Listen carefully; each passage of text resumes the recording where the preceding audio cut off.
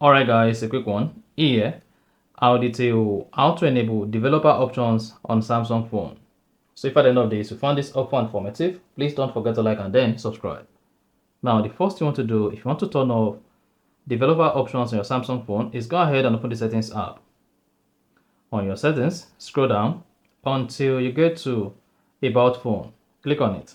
Scroll down, locate and click on software information. Under software information, locate build number and keep tapping on it.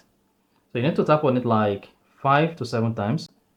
Afterward, you'll be prompted to type in your Samsung phone PIN. Then you should see what that says allow development settings. Click on OK. Then you should see developer mode has been turned on. So if you go back to the settings page and scroll down a bit, under about phone, you should see developer options. If you click on it, here you have access to developer options on your Samsung phone. So that's exactly how to turn on or enable developer options on Samsung. If you found this helpful and informative, please don't forget to like and then subscribe.